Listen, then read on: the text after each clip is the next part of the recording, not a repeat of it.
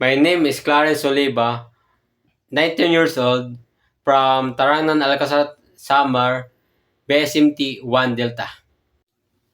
Existence of great maximally great being. 1. Information in DNA. DNA is a functional light complex suggests an intelligent source. And B. Fine-tuning. Fine-tuning of the universe, the precise condition for life point, international design. And C. Absolute moral values. Object morality implies and transcendence moral lawgiver. And D. And irreducible complexity. Some of biology structure are too complex to involve gradually hating at design. Number 2.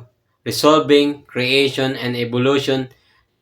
Take evolution and intelligent design offer a middle ground.